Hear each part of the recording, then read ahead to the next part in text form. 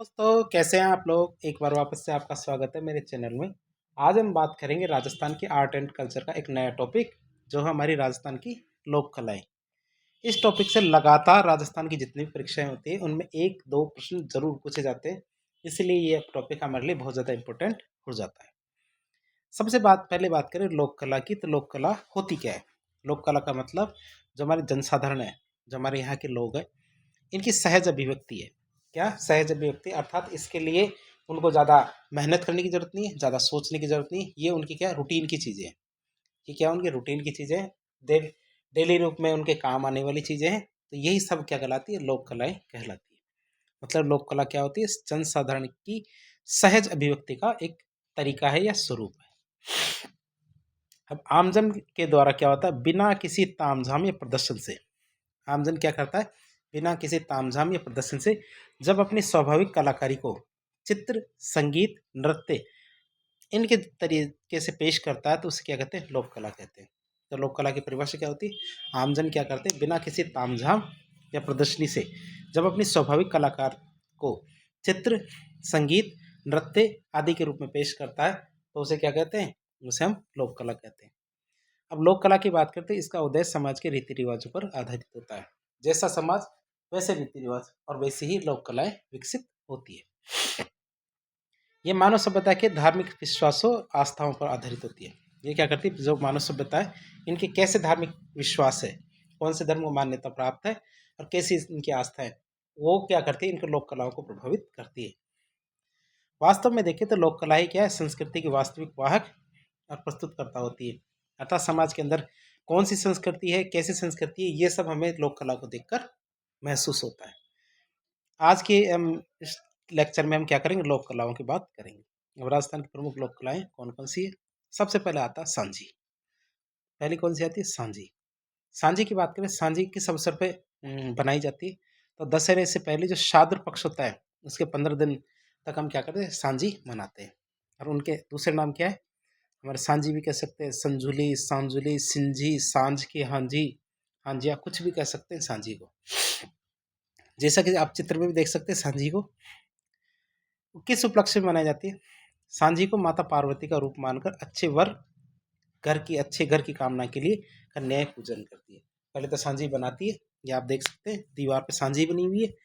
और ये फिर इसकी क्या पूजा की जाती है, किसके लिए, जो लड़कियां हैं ये माता पार्वती को मानती है सांझी का स्वरूप, और फिर अच्छे वर और अच्छे घर की कामना के लिए इनकी पूजा करती है। फिर सांझी के 15 दिन की बात करें तो अंतिम दिन क्या, महिलाओं के द्वारा एक व्रत किया जाता है जिसे थम्बुड़ा व्रत कहते हैं। परीक्षा में पूछ लिया जाता है थम्बुड़ा व्रत किससे संबंधित है, तो हमें बताना है ये सांझी से संबंधित है। क्योंकि सांझी के आखिरी दिन क्या है, एक व्रत किया जाता है, उसे हम क्या कहते हैं, थम्बुड़ा व्रत कहते हैं।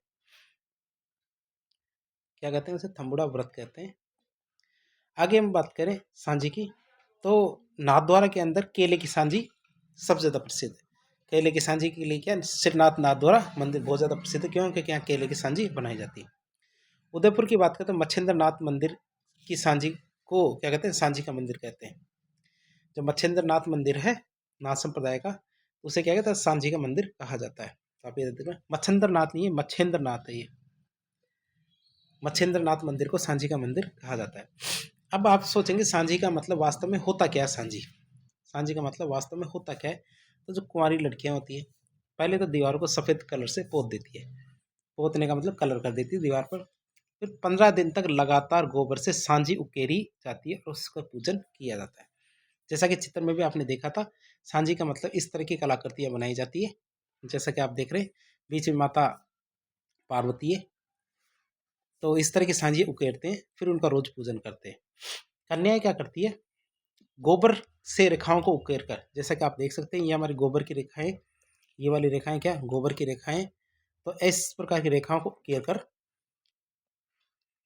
उनमें कांच के टुकड़े, मोती, चूड़ी, कोड़ी, पत्थर, शंख, कपड़ा, कागज, लाख, फूल पत्ती, इस सब का प्रयोग करके दमकती हुई रंगीन, चित्त आकर्षित करने वाली आकृतियां बनाती है, जैसा कि चित्र में भी आप देख सकते हैं। फिर आता पहले दिन से 10वें दिन तक। क्या, पहले दिन से 10वें दिन तक एक या दो प्रतीक ही प्रतिदिन बनाए जाते हैं। क्या, रोजाना की बात करें तो 15 दिन की बात करते हैं, तो इसमें शुरू के 10 दिन तक तो क्या है, 1 या 2 प्रतीक ही रोजाना बनाते हैं।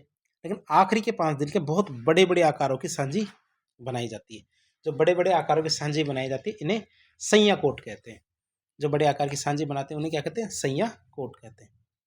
पहले दिन तो सूर्य की, चंद्रमा की, तारे, दूसरे दिन 5 फूल, तीसरे दिन पंखी, चौथे दिन हाथी सवार, पांचवें दिन चौपड़, छठे दिन स्वास्तिक, सातवें दिन घेवर, आठवें दिन ढोलक या नगाड़े, नवें दिन बंधनवार, 10वें दिन खजूर का पेड़ बनाया जाता है। तो ये क्या है? छोटे छोटे प्रतीक है जो कभी किसी दिन एक बना दिया तो किसी दिन 2 प्रतीक बना दिए।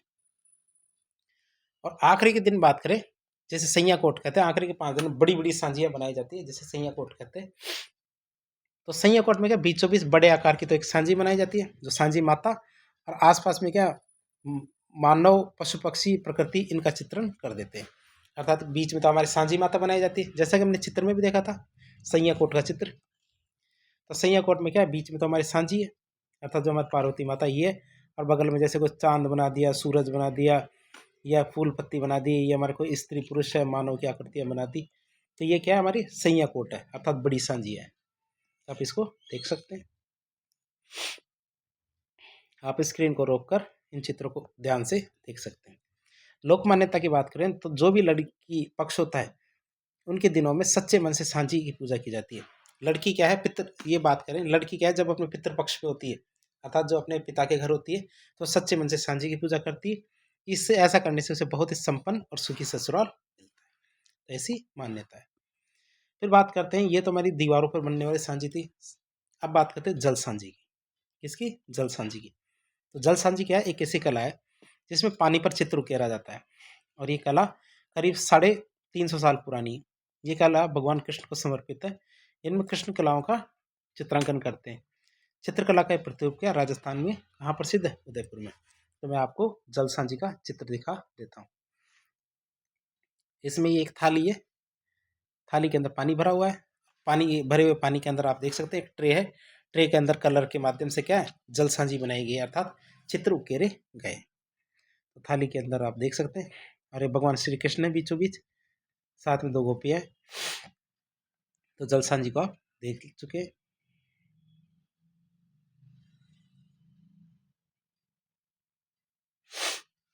फिर बात करें मांडने की। किसकी? मांडने की बात करें तो मांगलिक अवसरों पर घरों की जो दीवारें होती है, दहलीज होती है, चौखटें होती है, आंगन होते हैं, चबूतरे होते हैं, चौक, घड़े रखने की जगह होती है, पूजा स्थल होते हैं। यहाँ पर क्या है? विभिन्न रंगों से उकेरी गई आकृतियाँ होती है, जो कलाकृतियाँ होती हैं, उन्हें हम क्या कहते हैं? मांडने कहते हैं। जैसा कि चित्र में आप बगल में मांडना देख रहे हैं। मांडनों में कोई त्रिकोण बनाया जाता है, चतुष्कोण, षटकोण, अष्टकोण, गोले बनाए जाते हैं। इस तरह की आकृतियाँ बनाई जाती है। ये मांडने के अत्यंत सरल होते हैं, भी क्या अमूर्त और ज्यामितीय शैली का अद्भुत सम्मिश्रण होते हैं। तो इनसे क्या हमें बहुत सारी चीज़ें सीखने को मिलती है। ये क्या हमारे मांडने हैं जो आप चित्र में देख चले। फिर आते हैं कौन कौन से मांडने चलते हैं राजस्थान के अंदर। विवाह के अवसर पर कौन कौन से मांडने मनाए जाते हैं, जैसे हमारे गणेश जी है, लक्ष्मी जी के पैर। तो लक्ष्मी जी के पैर तो आपको देखने को मिल रहे हैं, ये लक्ष्मी जी के पैर है। तो ये मांडने है, तो मांडने में कुछ ही बनाया जा सकता है। स्वास्तिक का निशान है, साथ ही गलीचा है, मोर मोरनी, गमले हैं, कलिया, बंधनवार। तो इस तरह से मांडनों में कुछ भी बनाया जा सकता है।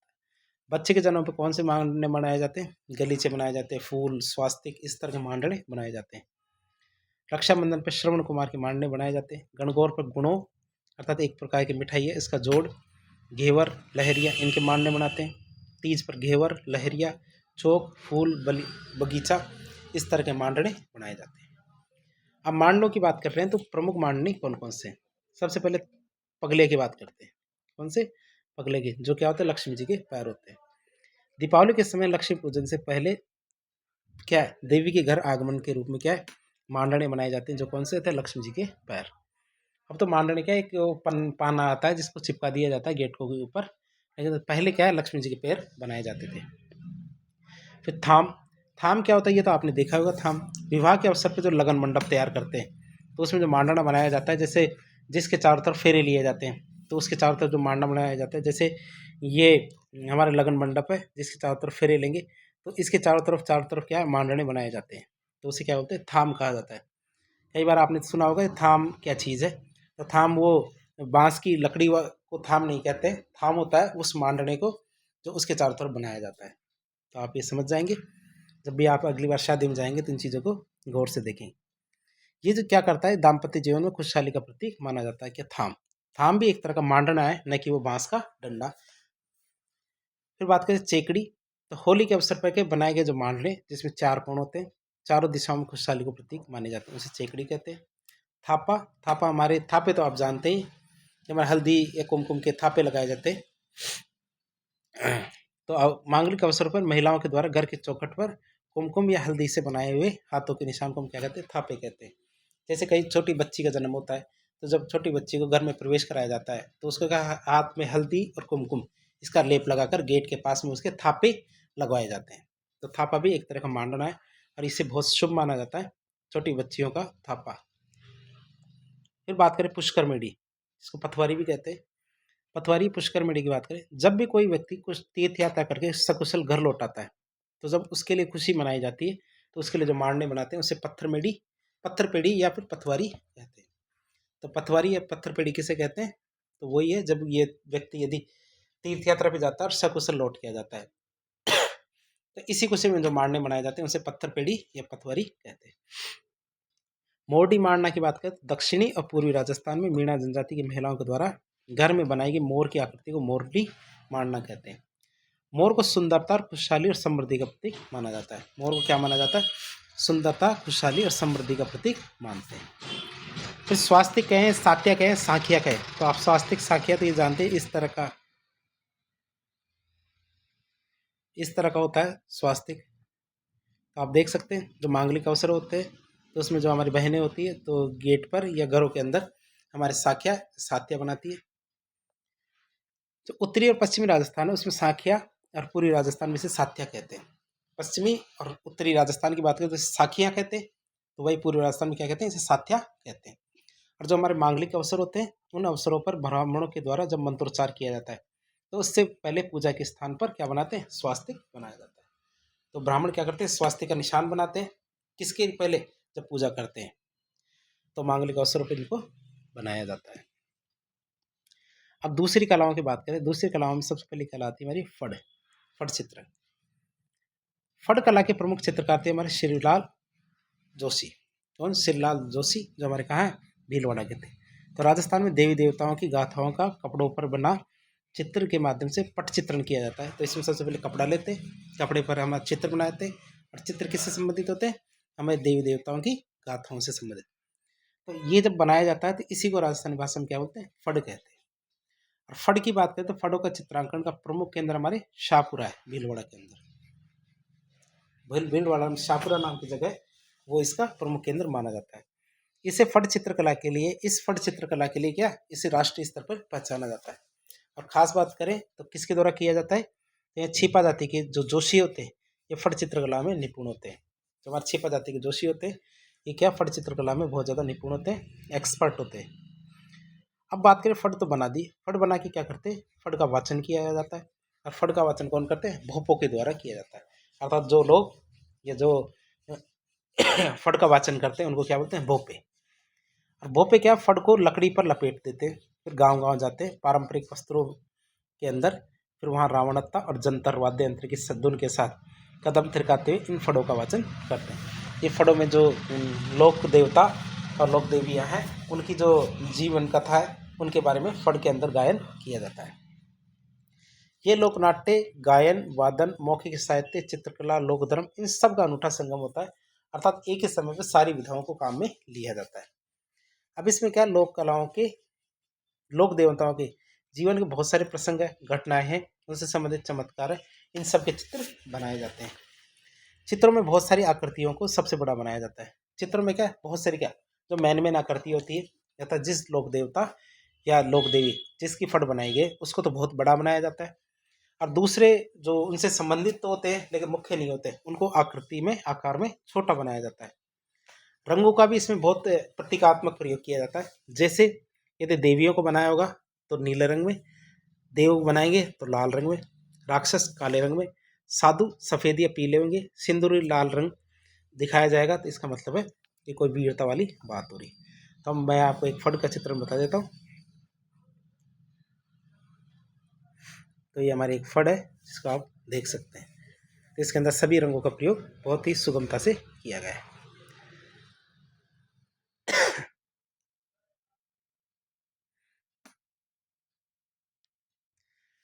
अब आगे बात करेंगे फड़ रचना की।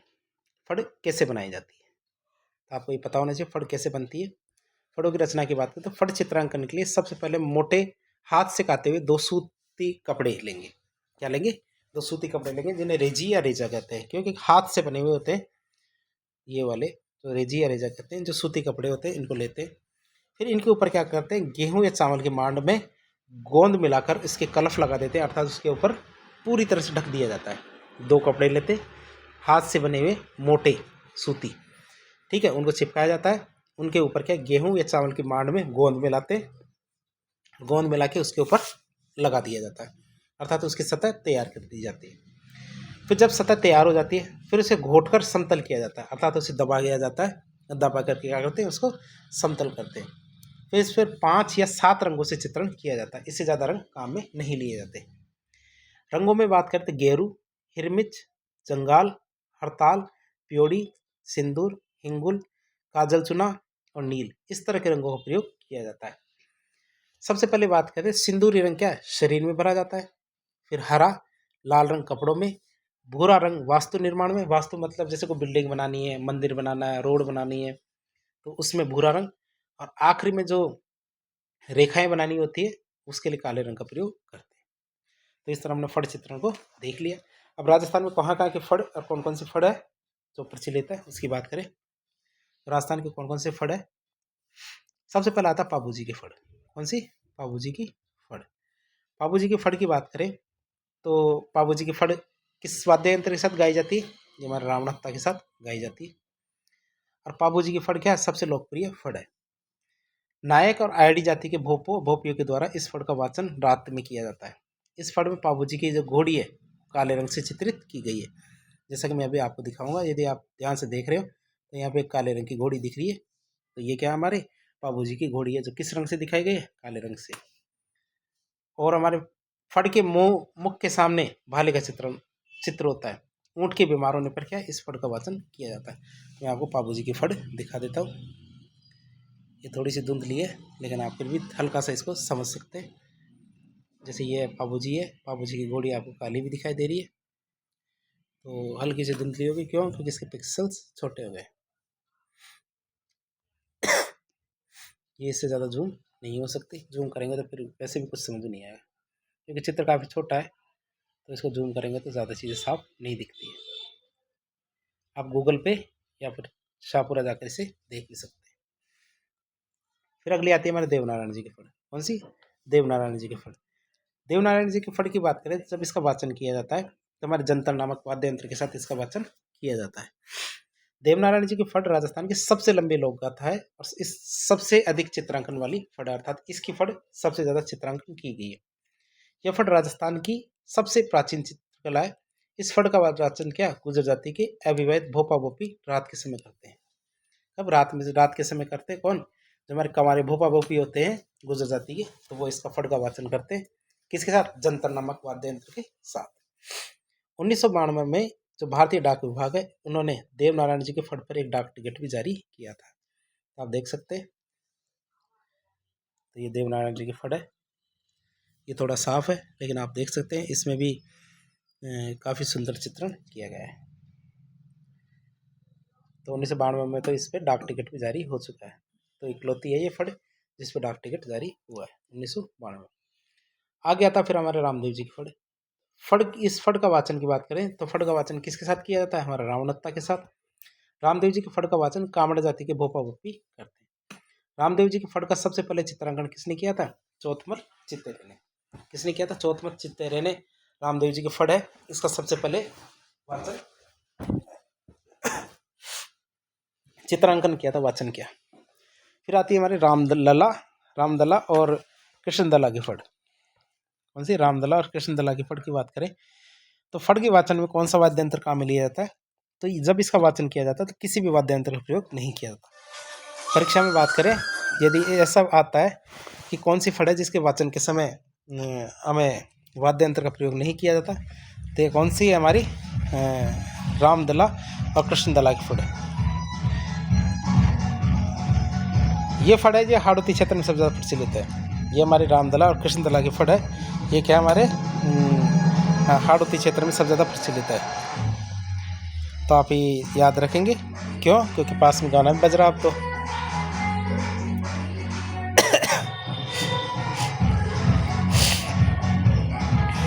पास में शादी है, शादी के एंजॉयमेंट चल रही है। इस फड़ के वाचन की बात करें तो इसका वाचन भाट जाति के भोपे होते हैं, ये दिन के समय करते हैं। जो हमारे रामदला और कृष्णदला की फड़ है, इसका वाचन कौन करता है? भाट जाति के भोपे करते हैं, लेकिन दिन में। फिर आती है हमारे भैंसासुर की फड़। कौन सी?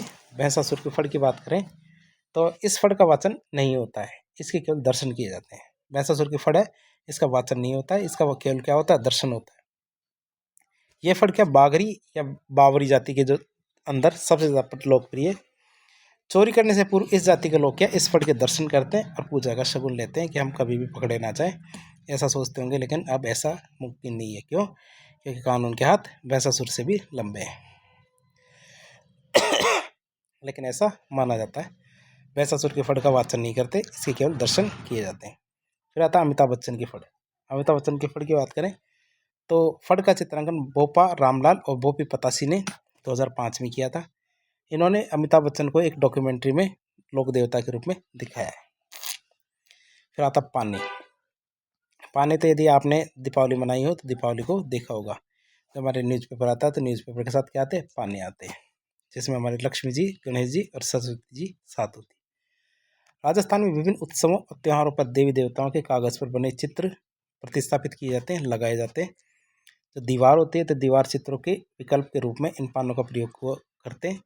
ग्रामीण लोग इन्हें खरीदकर समय पर प्रयोग करते हैं। जैसे हमारे सामने पाना है, जिसमें राम, सीता और लक्ष्मण की तस्वीर दिखाई गई है। बात करें इसमें तो राजस्थान गणेश जी, लक्ष्मी जी, रामदेव जी, गोगा जी, श्रवण कुमार, तेजा जी, राम, कृष्ण, शिव, पार्वती, धर्मराज, देवनारायण जी, श्रीनाथ जी, नरसिंह जी, इस तरह बहुत सारे देवी देवताओं के या लोक देवताओं के चित्र के पाने प्रचलित है। श्रीनाथ जी का पाना इसमें सबसे ज़्यादा कलात्मक होता है, सबसे ज़्यादा सुंदर होता है। यदि आपने कभी देखा हो तो काले कलर में जो श्रीनाथ जी का पाना होता है वो सबसे ज़्यादा प्रसिद्ध है। क्यों? क्योंकि इसमें जो 24 श्रृंगार होते हैं उन सभी श्रृंगारों का प्रयोग इसमें किया जाता है। अब बात करते हैं लकड़ी से बनी हुई कलाकृतियों की। जो हमारे लोक कलाएँ हैं लकड़ी की, उनकी बात करें तो सबसे पहले आता है कावड़। प्रमुख कावड़ कलाकार कौन है? हमारे मांगीलाल मिस्त्री। प्रमुख कावड़ कलाकार कौन है? हमारे मांगीलाल मिस्त्री। कावड़ बनाने की बात करें तो चित्तौड़गढ़ जिले के बस्सी गांव के जो खैरादिया है उनका पुश्तैनी व्यवसाय है क्या? कावड़ बनाना। अब बात करें कावड़ की तो कावड़ क्या है? एक मंदिरनुमा काष्ठ कलाकृति होती है। क्या होती है? एक मंदिर का जैसा होता है, जो काष्ठ कलाकृति है जिसमें बहुत सारे गेट बने होते हैं, जिसमें क्या बहुत सारे द्वार बने होते हैं और सभी द्वारों या कपाटों पर क्या चित्र बने होते हैं। जैसा कि चित्र में भी आप देख सकते हैं। पहले मैं आपको चित्र दिखा देता हूँ कावड़ का। तुम्हारे कावड़ है ये। कावड़ में क्या है? ये एक मंदिर है जिसमें आप ध्यान से देखेंगे तो हमारे गणेश जी, जो हमारे रिद्धि सिद्धि साथ में है, तो ये हमारा मंदिर है। इसमें एक गेट ये है, फिर ये मुड़ जाता है, फिर ये मुड़ जाता है, फिर ये गेट है। इनके ऊपर काफ़ी सारे चित्र बने हुए हैं। अंदर से ध्यान से देखेंगे तो ये भी एक गेट है। इनको यदि खोलेंगे तो हमारे राम सीता जी की तस्वीर आपको देखने को मिलेगी। और इनको जब फ्लिप किया जाता है, फ्लिप अर्थात मोड़ा जाता है, तो मोड़ने पर ये गेट बंद हो जाते हैं। तो इस तरह के होते हैं हमारे कावड़। यदि किसी ने देखे ना हो तो वैसे गूगल पर इसको देख सकते हैं। मैं इसको जूम आउट कर देता हूँ। ये कावड़ उस कावड़ से कंफ्यूज ना करें जो हमारे शिव जी के जो भक्त होते हैं वो कंधे पर लेके जाते हैं, दोनों तरफ लोटा लगा के। वो कावड़ अलग होती है, ये कावड़ अलग है। बात करें कथावाचन के साथ साथ इनके कपाट खोलते जाते हैं और अंत में राम, लक्ष्मण और सीता जी की मूर्तियाँ अंदर दिखती है, जैसा कि मैंने अभी आपको बताया था। कावड़ क्या लाल रंग से रंगी जाती है। कावड़ क्या लाल रंग से रंगी जाती है और उन पर फिर काले रंग से पौराणिक कथाओं का चित्रांकन किया जाता है। जैसे महाभारत, रामायण, कृष्ण लीला, इन सब के जो चरित्र होते हैं, घटनाएं होते हैं, उनका विवरण होता है। साथ ही साथ शनि, हनुमान, ब्रह्मा, लक्ष्मी, गरुड़, लोक देवता जैसे पाबुदेव जी, रामदेव जी, हरिश्चंद्र, गोपीचंद, भर्तरी, इन सब को कावड़ में चित्रित किया जाता है। इस चीज़ को आप देख सकते हैं। फिर हमारे कावड़ की बात करें तो कावड़ जनजीवन की धार्मिक आस्थाओं और विश्वासों से जुड़ी हुई है, इसलिए इनका वाचन और श्रवण लोग श्रद्धा से अभिभूत होकर और मनमाना दान करके करते हैं। फिर बात करते हैं हमारे राजस्थान की और जयपुर की, खासकर देखें तो हमारी कठपुतली। कठपुतली की बात करते हैं। कठपुतली के द्वारा किसी व्यक्ति विशेष को पात्रों को धागों की सहायता से लकड़ी से बने या काष्ठ से बने ढांचे के द्वारा ढांचे में प्रदर्शित करते हैं। कठपुतली का निर्माण क्या उदयपुर, चित्तौड़गढ़, जयपुर, हमारे कठपुतली नगर है वहाँ पे भी किया जाता है। तो कठपुतली आप देख सकते हैं जिसमें एक राजा है और एक रानी है। यदि मूवी देखनी है कठपुतली से संबंधित तो आपको पहली मूवी है शाहरुख खान की, उसमें कठपुतली का काफ़ी ज़्यादा प्रयोग किया गया है, तो उसमें सुंदरता से प्रयोग है, आप देख सकते हैं पहली मूवी शाहरुख खान की। हमारे धागा पुतली शैली राजस्थान की देन ही माना जाती है। कठपुतली नाटक का मंचन नट या भाट जाति के लोगों के द्वारा किया जाता है। मंचन की बात करें, मंच पे इसका प्रदर्शन कौन करता है, हमारे नट या भाट जाति के लोग करते हैं। कठपुतली के विकास के लिए हमारे एक संस्था है भारतीय लोक कला मंडल उदयपुर का, इन्होंने काफ़ी ज़्यादा कार्य किया है ताकि भारत के अंदर जो राजस्थान की कठपुतली कला है वो काफ़ी ज़्यादा प्रसिद्ध हो सके। बात करें इस संस्था की तो इस संस्था की स्थापना 1952 में देवीलाल सांभर ने की थी। किसने, देवीलाल सांभर ने 1952 में की थी। 1965 में जो रोमानिया में तृतीय अंतर्राष्ट्रीय कठपुतली समारोह हुआ था, क्या तृतीय अंतर्राष्ट्रीय कठपुतली समारोह हुआ था, उसमें उदयपुर के भारतीय लोक कला मंडल के कलाकारों ने राजस्थान की इस कला में दुनिया में पहला स्थान जीता था। फिर बात करें कठपुतली की तो कठपुतली में कौन कौन सी कहानियों को प्रदर्शित करते हैं, जैसे हमारे सिंहासन बत्तीसी, पृथ्वीराज संयोगिता का, अमर सिंह राठौड़ जैसे खेल इन कठपुतलियों के द्वारा गांव गांव में करके दिखाए जाते हैं। फिर आती है हमारे बेवाण, क्या बेवाण। बेवाण की बात करें तो लकड़ी से बने सिंहासन होते हैं, लकड़ी से बने क्या होते हैं, सिंहासन होते हैं जिन पर ठाकुर जी की मूर्ति को श्रृंगारित करके बैठाया जाता है। फिर जो जल जुलनी 11 होती है हमारी, भाद्र शुक्ल एकादशी के दिन किसी भी तालाब के किनारे ले जाकर इनको नहलाया जाता है। और देवाण का निर्माण कहाँ होता है सबसे ज़्यादा, चित्तौड़गढ़ बस्सी में। मैं आपको देवाण को बता देता हूँ, एक कलाकार हमारे देवाण का निर्माण कर रहे हैं। हमारे सिंहासन है, सिंहासन पे हमारे जो ठाकुर जी है इनको बैठाया जाता है। तो आप देख सकते हैं ये हमारे ये पीछे का जो सिंहासन का हिस्सा है ये बैठने की जगह है और ये हमारे पैर रखने की जगह। तो एक तरह से ये देवाण है, एक कलाकार जिसका निर्माण कर रहा है।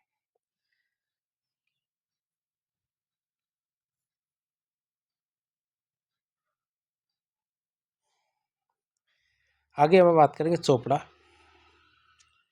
चोपड़े की बात करें, लकड़ी से निर्मित 2, 4 या 6 खाने युक्त मसाले के पात्र रखने का स्थान होता है, उसे चोपड़ा कहते हैं। पश्चिम राजस्थान इस चोपड़े को हटड़ी भी कहते हैं।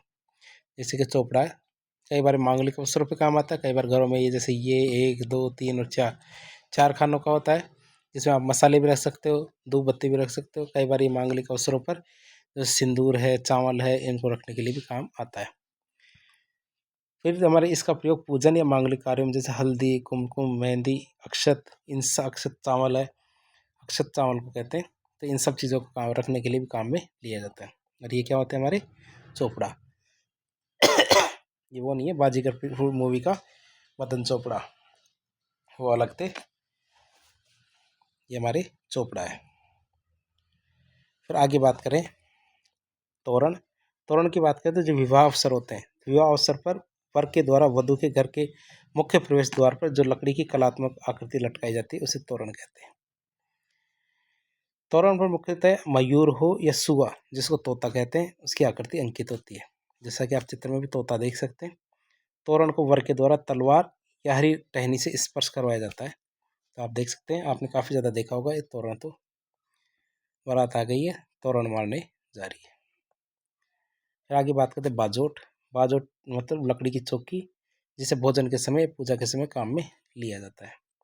विवाह के समय वर वधु को बाजोट पर बैठा कर ही इसमें निभाई जाती है। तो हमारे बाजोट है जो चौकी होती है पवित्र। फिर आता है खांडा। वो कहते हैं ना एक मुहावरा होता है, ये काम तो मैंने खांडे की धार पर किया है। क्यों? क्योंकि खांडे की कोई धार नहीं होती है। यदि आपने ये मुहावरा सुना है तो आप इसको आसानी से समझ जाएंगे। जैसे हमारी तलवार होती है, लोहे की तलवार, स्टील की तलवार, पीतल की तलवार। तलवार तो आपने काफ़ी नाम सुना होगा। और तलवार की खासियत क्या होती है, तलवार की धार कैसी होती है, धारदार। लेकिन खांडा क्या होता है, यह लकड़ी की तलवार बनाई जाती है। क्या होती है, लकड़ी की तलवार बनाई जाती है। ये प्रतीकात्मक होती है। जैसे कि हमारे नाटक किए जाते हैं, मंचन नाटक, ड्रामा करते हैं, तो उसमें क्या असली तलवार को काम में नहीं लिया जाता, उसमें लकड़ी की तलवार को काम में लिया जाता है जिसकी कोई धार नहीं होती है। कई बार जो होली के अवसर होते हैं तो उसमें प्रतीकात्मक रूप से क्या खेल खेलते हैं, तो उसमें तलवार काम में लेते हैं, जिन्हें क्या कहते हैं, खांडा।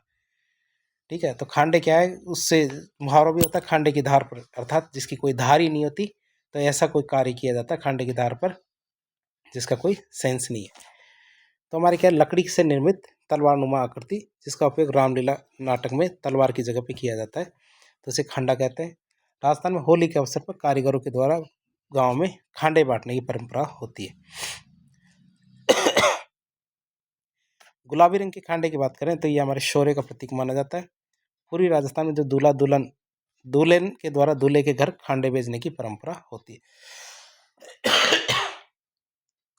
दुल्हन के द्वारा क्या किया जाता है, दूल्हे के घर पे खांडा भेजा जाता है पूर्वी राजस्थान में। फिर आता पावटी। पावटी तो आप समझते होंगे, जो पाँव से चलने वाली जो रेहटक होती है, रेहट होती है, उसे पावटी कहते हैं। ये विशेष तौर पर उदयपुर के गाँव में नजर आती है। तो रेहट तो जानते हैं, रहट तो आप समझते हैं, जिससे पानी निकाला जाता है। जो हमारे तालाब होता है, कुएं होते हैं, उसे क्या है, रहट कहते हैं। उससे पानी निकालने का जो यंत्र होता है ना, उसे रहट कहते हैं। फिर गैंड की बात करें तो गैंड क्या है, एक तरह की सुराही होती है जो जिससे रहट पर लगा करके पानी पिया जाता है। जो रहट होता है उसमें पानी लगा, वो सुराही मतलब एक नल टाइप का होता है। ये इस तरह का होता है जैसे ये अपने पावटी है, ये ऐसे करके एक थैला नुमा मान लो, जिसको पानी निकालने के लिए बनाया जाता है। तो इसमें क्या है, गैड की बात करें तो इसमें क्या है, एक छोटा सा पाइप निकाल दिया जाता है ऐसे, जिससे कि पानी पी सकते हैं। तो ये अपने विशेष आकार के लिए और विशेष प्रकार के लिए बहुत ज़्यादा प्रसिद्ध होते हैं।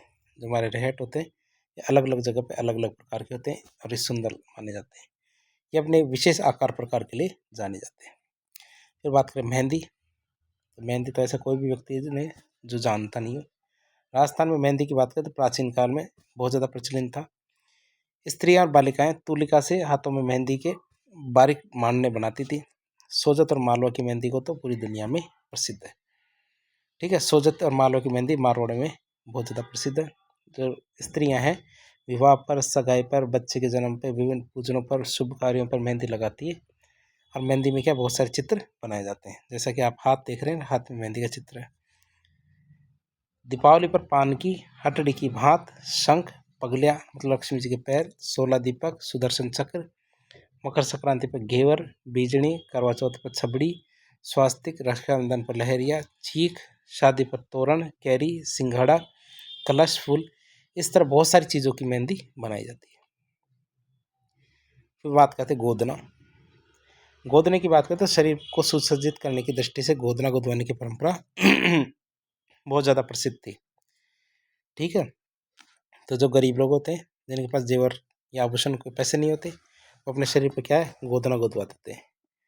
या फिर इन कई लोगों का तो शौक भी होता है। गोदना मतलब मॉडर्न टैटू, टैटू ही गोदना है। किसी तीखे औजार से क्या शरीर के ऊपर की चमड़ी को खोद दिया जाता है, फिर उसमें काला रंग भर दिया जाता है, जिससे चमड़ी में क्या पक्का निशान बन जाता है, जिसे हम क्या कहते हैं, गोदना कहते हैं। आदिवासी लोगों में गोदना गोदवाने को बहुत ज़्यादा छाव रहता है। पर्याप्त धन और आभूषणों के अभाव में, जिनके पास धन और आभूषण दोनों ही नहीं होते, वो क्या अपने शरीर पर गोदना गोदवा कर अपने आप को सुंदर प्रदर्शित करते हैं। स्त्रियाँ ललाट पर चांद बनवाती है, तिलक बनवाती है, आड़ गुदवाती है। तो इस तरह देख सकते हैं स्त्रियों को बहुत ज़्यादा शौक होता है इसका। आंखों पर तीर के समान आंखों को तीर के समान पैनी दिखाने के लिए नीचे की पलक के नीचे सारियाँ गुदवाती है। क्या, सारे गुदवाती है। सारे तो आप समझते हैं, जैसे ये हमारी आँख है, ये आँख है, तो महिलाएं क्या करती है, आँख के इस वाले कोने पर इस तरह इसको पहना करके इसको और भी बड़ा करवा देती है। तो इसको पुरानी मूवियों के अंदर आपने देखा होगा, जो हमारी नैन थे, तो जो हीरोइनों के नैन थे वो लंबे लंबे दिखाए जाते थे। क्यों, ताकि वो ऐसे लगे जैसे तीर के समान है। तो इसी का हम क्या बोलते हैं, सारिया कहते हैं। कई बार क्या है, आँख में ये भी कर देते हैं, जैसे ये हमारी आँख है, तो आँख है तो इसमें 1 2 और 3 बिंदियाँ लगा दी जाती है। कई बार चांद भी बनवा दिया जाता है। तो इस तरह बहुत सारी चीज़ें बनवाई जाती है इसमें। धार्मिक प्रतीक जैसे कि हमारे राम लक्ष्मण सीता हनुमान स्वास्तिक कलश ओम त्रिशूल पशु पक्षी फूल पत्तियां वृक्ष जैसे दैनिक जीवन में काम आने वाली चीज़ें गुदवाई जाती है। तो आप देख सकते हैं लोगों को बहुत ज़्यादा शौक है, कई तो पूरे शरीर पर ही टैटू टैटू बनवा लेते हैं, लेकिन टैटू नहीं बनवाना चाहिए क्योंकि टैटू से कैंसर होने का खतरा बनता है। फिर बात करते हैं घोड़लिया। घोड़लिया एक तरह का निशान होता है। घोड़लिया क्या है? एक तरह का निशान होता है। मैं दिखा देता हूँ आपको। घोड़लिया मतलब जैसा कि एक गाय है, गाय का चित्र देख रहे हैं। अब पुराने टाइम पे क्या है, गायों की पहचान बनाने के लिए क्या करते थे, उनको क्या है इस तरह के निशान बना दिए जाते थे। ये इस तरह के निशान बना दिए जाते थे जिससे क्या पहचान हो सके कि ये गाय किसकी है, जो जानवर है किसका है। तो इस तरह क्या है दाग दिया जाता था उनको, अर्थात गर्म लोहे के जो चीज़ें होती थी इनसे क्या उन जानवरों पर निशान बना दिए जाते थे। यही क्या कहलाता है हमारा घोड़लिया।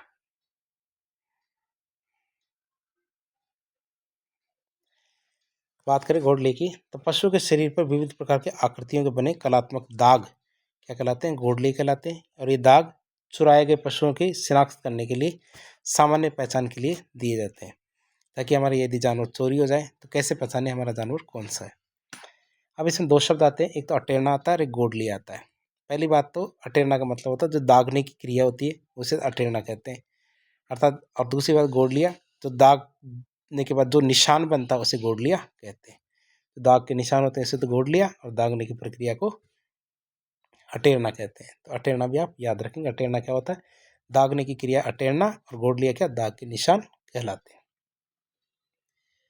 बात करें पशुओं के ये चिन्ह कहीं जाति विशेष के, तो कहीं अंचल विशेष के, तो कहीं विशिष्ट राजघराने के प्रतीक होते हैं।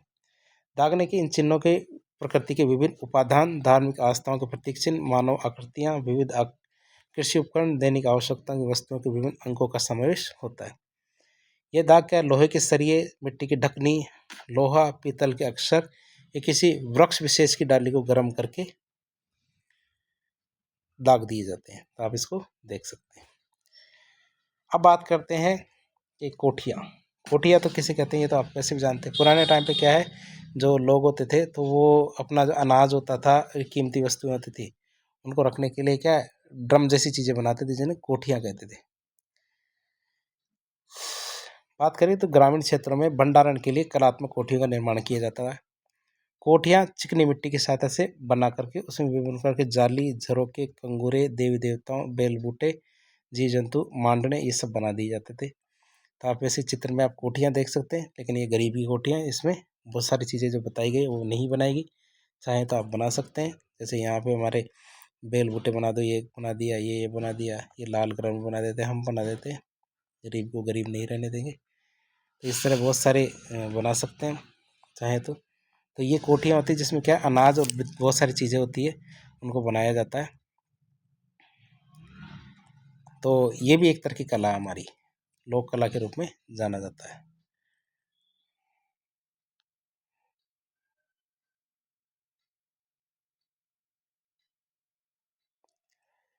बात करें आगे तो इन कोठे कोठियों के में अन्न के अलावा दैनिक उपभोग की जैसे वस्तुएं होती है, जैसे घी, दूध, दही, ये सब रखे जाते हैं। फिर आता व्हील। व्हील क्या होता है, पुराने दीवार में जैसे बारियां होती थी, यदि आपने बारियां साहब सुना हो, तबारियां, बारियां, तो उसमें क्या होता है दीवारें होती है, दीवारों के अंदर क्या है छोटे छोटे खाने छोड़ दिए जाते हैं। जैसा कि मैं चित्र में भी आपको दिखाता हूँ। व्हील जैसे एक दीवार है, दीवार के अंदर ये छोटे छोटे खाने बना दिए जाते हैं। जैसे कि दीवार के अंदर आप साफ देख रहे हैं, ये छोटे छोटे खाने, जैसे ये एक खाना, ये खाने छोटे छोटे खाने बने हुए, इसमें क्या छोटे छोटे सामान रख सकते हैं। तो दीवारों में ही इनको बना दिया जाता है। यही हमारी क्या कहलाती है, व्हील कहलाती है। और पश्चिमी राजस्थान बहुत ज़्यादा प्रसिद्ध है ये व्हील बनाना।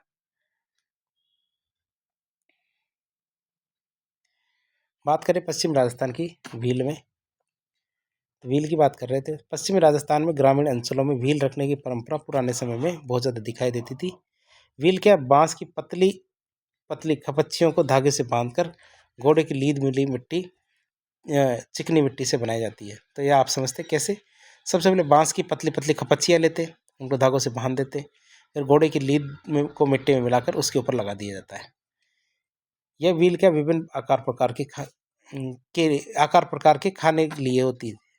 इनको सुंदर बनाने के लिए इसमें छोटे छोटे गवाक्स, जालियाँ, कंगूरे ये सब बना देते हैं। इन पर छोटे छोटे कांच चिपकाए जाते हैं।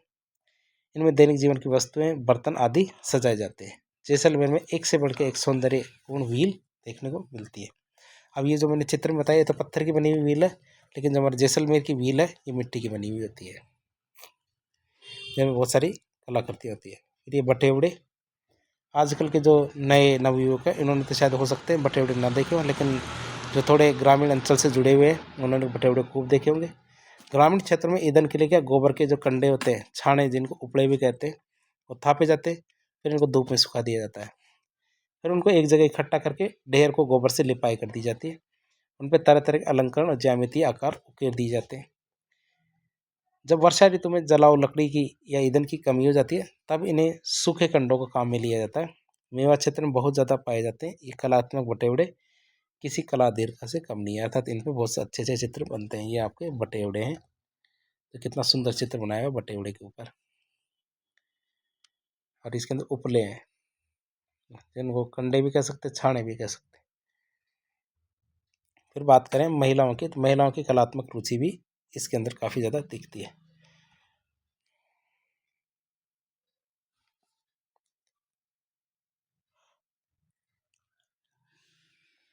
आगे बात करें राजस्थान की, तो राजस्थान की अनेक कलात्मक वस्तुएं दुनिया भर में प्रसिद्ध है और वो बहुत ही चाह से खरीदी भी जाती है। राजस्थान के प्राचीन काल से हस्तशिल्प के क्षेत्र में विश्वविख्यात रहा है। यहाँ की जो हस्तशिल्प की कलात्मक कृतियाँ अब देश विदेश में आयोजित प्रदर्शनी और मेलों में भी भेजी जाती है। उनकी मांग लगातार बढ़ती जा रही है, जिससे क्या है हस्तशिल्पियों को प्रोत्साहन मिलता है। आगे बात करेंगे हस्तशिल्प, हस्तकला का मतलब। कई पूछ ली जैसे हस्तशिल्प है, हस्तशिल्प क्या होता है? हस्तकलाओं से अभिप्राय है हाथ से बनाई जाने वाली कलात्मक वस्तुएं। किससे ये वस्तुएं किससे बनती है? हाथ से, मशीनों से नहीं बनती, तो उनको हस्तशिल्प कहते हैं, जो हस्तशिल्पियों और कारीगरों के द्वारा तैयार करते हैं।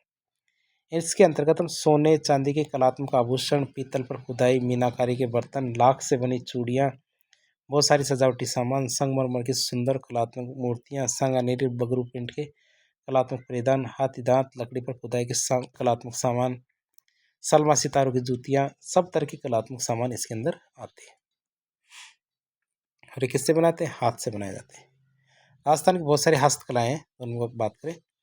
सबसे पहले आता है मीनाकारी या फिर मूल्यवान रत्नों को तराशना। तो मीनाकारी को मैं आपको बता देता हूँ। ये मीनाकारी है, मीना कुमारी नहीं है। ये मीनाकारी आप देख सकते हैं, जैसे कि ये कांच है, कांच के ऊपर कितनी सुंदर मीनाकारी की गई है।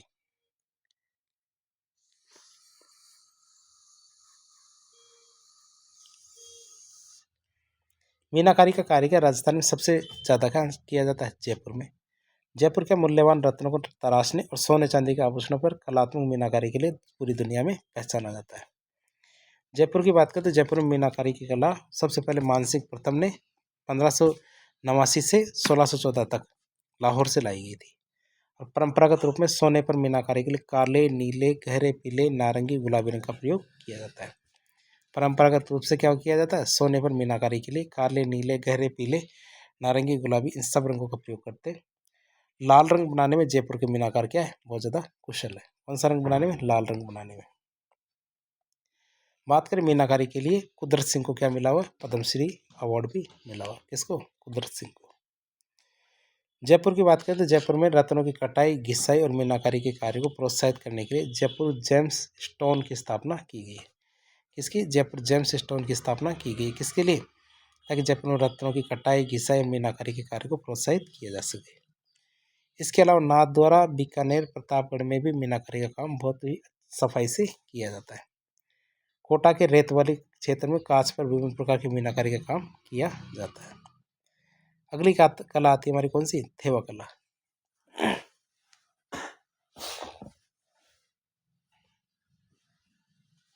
अगली कला हमारी कौन सी? थेवा कला। थेवा कला की बात करें तो कांच पर सोने की जो मीनाकारी होती है उसे थेवा कला कहते हैं। जो सोने की मीनाकारी की जाती है किसके ऊपर? कांच के ऊपर, तो ऐसे क्या कहते हैं? थेवा कला। इसके लिए रंगीन बेल्जियम कांच का प्रयोग करते हैं। किसका प्रयोग करते हैं? रंगीन बेल्जियम कांच का प्रयोग करते हैं। अलग अलग रंगों की कांच पर सोने की चित्रकारी क्या है? इस कला को बहुत सुंदर बनाती है। इस कला को सुंदर कौन बनाता है? ये जो अलग अलग रंग के कांच होते हैं उनके ऊपर सोने की मीनाकारी की जाती है। इस कला में नारी श्रृंगार के आभूषण और अन्य उपयोगी वस्तुएं बनाई जाती है। थेवा कला की बात करें तो इसके कारीगर क्या कहलाते हैं? पन्नीगर कहलाते हैं। थेवा कला के कारीगर क्या कहलाते हैं? पन्नीगर कहलाते हैं, और इस काम को पन्नीगरी कहते हैं। थेवा कला क्या दुनिया में केवल प्रतापगढ़ जिले तक ही सीमित है। थेवा कला क्या है पूरी दुनिया में कहाँ प्रचलित है? हमारे प्रतापगढ़ तक ही सीमित है। इस कला के जानने वाले जो शिल्पी होते हैं राजसोनी परिवार कहाँ रहते हैं? हमारे राजस्थान के प्रतापगढ़ में ही रहते हैं। ये थेवा कला में आप देख सकते हैं कांच पर सोने की कारीगरी की जाती है। इसमें लाल कलर का कांच देख सकते हैं, उसके ऊपर क्या सोना ही सोना, साचो सोनो बाकी सब खोटो, मतलब सच्चा केवल सोना होता है 24 कैरेट का, इसी में कोई मिलावट नहीं होती, बाकी सब झूठा होता है। महेशराज सोनी को पद्मश्री भी मिल चुका है इस कला के लिए। इस हस्तशिल्प कला को जियोग्राफिकल इंडिकेटर या फिर जीआई टैग भी मिला हुआ है। अब धातु और पत्थर पर मीनाकारी की बात करें तो पीतल पर मीनाकारी के लिए जयपुर और अलवर बहुत ज़्यादा प्रसिद्ध है। किस पे? पीतल पर मीनाकारी के लिए। अलवर में पीतल पर मीनाकारी का काम सबसे ज़्यादा होता है। पीतल पर मीनाकारी का काम सबसे ज़्यादा कहाँ होता है? हमारे अलवर में। फिर आगे बात करें बादले की। बादला तो आप जानते हैं, बादले क्या है? हमारे तांबे या जस्ते के बर्तन बनाते थे हमारे जोधपुर के साइड में, और उसके ऊपर क्या चमड़े का या कपड़े का कवर लगा दिया जाता था, जिससे क्या पानी लंबे समय तक ठंडा रहे। तो इसे हम क्या कहते थे? बादला। तो बादला पानी को रखने के बर्तन होते हैं। बादले की बात करें तो मरुस्थल में पानी को ठंडा रखने के लिए जस्ते से निर्मित बर्तन पर कपड़े या चमड़े की परत चढ़ाई जाती है, और इस कलात्मक बर्तन को क्या बोलते हैं? बादला कहते हैं।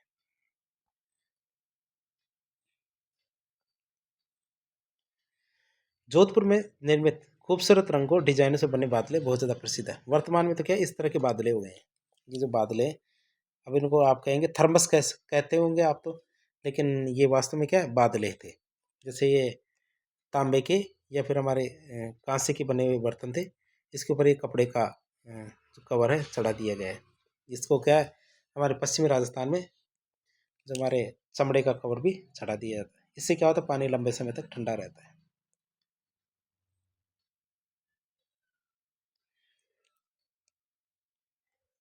ठीक है, तो कागज जैसे पतले पत्थर पर मीनाकारी के लिए बीकानेर की मीनाकार बहुत ज़्यादा प्रसिद्ध है।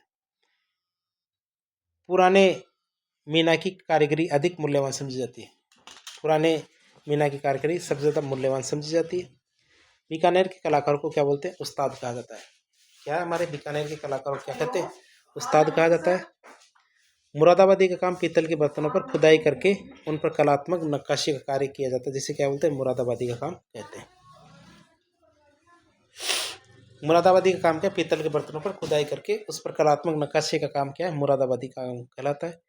जयपुर में ये कार्य क्या बहुत ज़्यादा किया जाता है। जयपुर में क्या ये कार्य बहुत आयत में होता है। फिर आती है हमारी उस्ता कला। कौन सी कला? उस्ता कला। तो बीकानेर में ऊँट की खाल पर स्वर्ण मीनाकारी और मुन्नावत का कार्य किया जाता है, जिसे हम क्या कहते हैं? उस्ता कला कहते हैं। तो ऊँट की खाल है तो ऊँट की खाल पर सोने की मीनाकारी और मुन्नावत का काम होता है, जिसे हम क्या कहते हैं? उस्ता कला कहते हैं। तो आप ये सोचते होंगे कि हमारे जीवित ऊँट है तो उसके ऊपर जो रेजर से कलात्मक आकृतियाँ बनाई जाती है उसे में उस्ता कला कहते हैं, लेकिन ऐसा नहीं है। ये भी एक तरह की उस्ता कला है। जैसा कि आप ऊँट देख रहे हैं, ऊँट के ऊपर बना हुआ राजस्थान है, तो ये ज़रूरी नहीं है कि ये जिंदा ऊँट पर ही हो, ये हमारे ऊँट के जो खाल होती है उसके ऊपर भी किया जाता है। 1986 की बात करें तो 1986 में पद्मश्री से सम्मानित बीकानेर के स्वर्गीय हिसामुद्दीन उस्ता इस कला के प्रमुख कलाकार हैं। बीकानेर के कैमल हाइट ट्रेनिंग सेंटर उस्ता कला का प्रशिक्षण संस्थान है। कौन सा? कैमल हाइट ट्रेनिंग सेंटर क्या है? उस्ता कला का प्रशिक्षण संस्थान है। ये कला शीशियों, कुप्पियों और आयने नो डिब्बों और मिट्टी की सुराहियों इन सब पर उकेरी जाती है। ये कला कहाँ? शीशियों, कुप्पियों, आयनों, डिब्बियों, मिट्टी की सुराहियों सब पे उकेरी जाती है। कौन सी? उस्ता कला। फिर आती है हमारे मूल्यवान रत्नों की जड़ाई और कटाई। जयपुर के कीमती और अर्ध कीमती पत्थरों की जड़ाई और कटाई के लिए बहुत ज़्यादा प्रसिद्ध है। जयपुर क्या है? इनके लिए बहुत ज़्यादा प्रसिद्ध है। नगों की कटाई देखिए या जड़ाई देखिए तो हमारे मुगल और राजपूत शैली का इस पर बहुत ज़्यादा प्रभाव पड़ता है। अर्थात इनके अनुसार ये जो कला है ये बदलती रहती है। अधिकतर जड़ाई का काम मुस्लिम जाति के कारीगरों के हाथ में होता है, और इनका कॉलर कौशल कौशल कैसा होता है? प्रशंसनीय होता है। पन्ने की सबसे बड़ी अंतर्राष्ट्रीय मंडी कहाँ? हमारे जयपुर में। फिर बात करें कुंदन कला। कुंदन कला क्या होती है? जो स्वर्ण आभूषण होते हैं उनमें कीमती पत्थर जोड़ने की कला को हम कुंदन कला कहते हैं। जैसे कोई हमारे आभूषण होते हैं, आभूषण में हमारा सोने चांदी का आभूषण, उसके अंदर जो कीमती पत्थर हम जोड़ते हैं उसे कुंदन कला कहते हैं, और ये हमारे जयपुर में बहुत ज़्यादा फेमस है। तारकशी, नाथ द्वारा में चांदी के जो बारीक तार होते हैं उनसे आभूषण या कलात्मक वस्तुएं बनाई जाती है। तो इस कला को तारकशी और इन जेवर को तारकशी के जेवर कहते हैं। जैसा कि मैं आपको तारकशी के जेवर दिखा देता हूँ। तो सबसे पहले कुंदन कला दिखा देते हैं आपको, कि जैसे ये चूड़ी है, चूड़ी के अंदर ये पत्थर जड़े जा रहे हैं, जैसे ये पत्थर है, ये पत्थर जड़े जा रहे हैं, तो ये हमारी कुंदन कला है। ठीक है, तो ये हमारी कुंदन कला, ये बहुत सारे कुंदन जोड़ती है। रांझना वाला कुंदन नहीं है। ये हमारा तारकशी के जेवर, तो इसमें तारों के माध्यम से क्या है, बहुत सारे जेवर बनाए जाते हैं, इनको तारकशी के जेवर कहते हैं।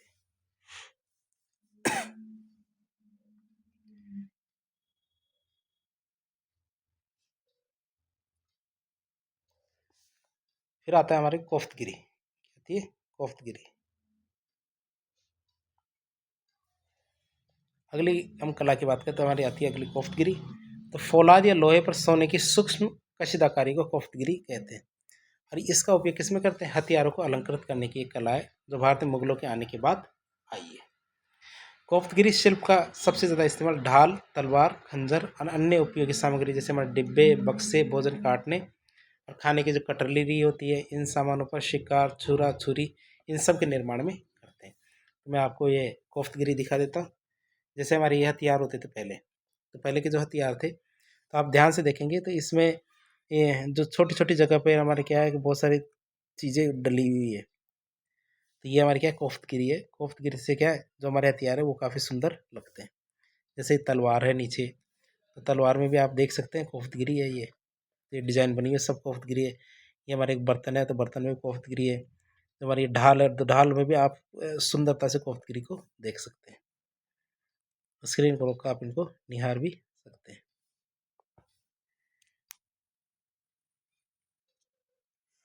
राजस्थान की लोक कलाएँ पूरे विश्व में बहुत ज़्यादा प्रसिद्ध है। आगे बात करें इसमें जड़ाऊ। ठीक है, इसमें क्या, जड़ाऊ इनले और ओवरले दोनों प्रकार की कला का कार्य करते हैं। इनले का अर्थात अंदर बढ़ना, आउटले, ओवरले का मतलब बाहर बढ़ना। इनके जो कलाकार है वो क्या कहलाते हैं? कोफ्तगर कहलाते हैं। कोफ्तगिरी क्या है, हमारे जयपुर अलवर में बहुत ज़्यादा प्रसिद्ध है। कोफ्तगिरी कहाँ पे? हमारे जयपुर अलवर में बहुत ज़्यादा प्रसिद्ध है, तो आप इस चीज़ को देख सकते हैं। फिर अगली कला आती है हमारी तहनीशा। कौन सी कला आती है? तहनीशा। तहनीशा के काम में क्या, डिजाइन को गहरा गोद करके उस खुदाई में पतला तार भर देते हैं। क्या करते हैं? गहरा गोद दिया जाता है, फिर उसमें क्या, पतला तार भर दिया जाता है। तलवार, अलवर की जो तलवार साज लोग हैं, उदयपुर के जो सिकलीगर लोग हैं, इस कला से जुड़े हुए लोग हैं। जैसे कि मैं आपको तहनीशा दिखा देता हूँ। तहनीशा कैसा है? जैसे तलवार है, तलवार में आपने ध्यान से देखा हो तो जैसे ये बीच की स्ट्रिप दिख रही है आपको, ये वाली, ये वाली, तो इसमें क्या, गहरा गोद के और इसमें क्या, मेटल भर दिया जाता है। इसे हम क्या कहते हैं? तहनीशा का काम कहते हैं। हमारा सिकलीगर कानून कारीगर है, वो इसके अंदर ज़्यादा फेमस है।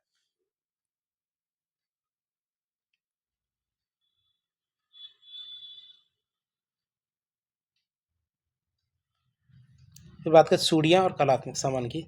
इसकी चूड़ियाँ और कलात्मक सामान की बात करें, तो हमारे हाथी दाँत से बनी हुई वस्तुओं की बात करें,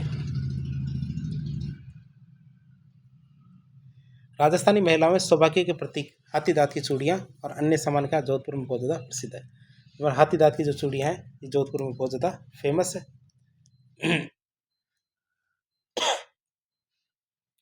इसके अलावा बात करें तो उदयपुर और पाली में भी हाथी दाँत की चूड़ियाँ बहुत ज़्यादा फेमस है। राजस्थान के राजपूत समाज में विवाह के टाइम पर हाथी दाँत की चूड़ियाँ पहनने का प्रावधान है या फिर प्रथा है।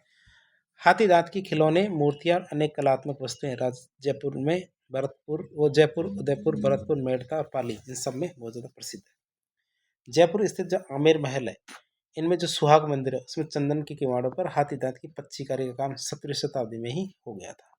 कहाँ पे, कौन सा मंदिर है? जो सुहाग मंदिर है हमारे आमेर महल के अंदर, तो ये आप देख सकते हैं। हमारे हाथी दाँत है और हाथी दाँत पे की गई कलाकारियाँ ये। ये वैसे भारत के चित्र नहीं है, लेकिन ये हमारे बर्मा के हैं, लेकिन आप इनको देख तो सकते हैं।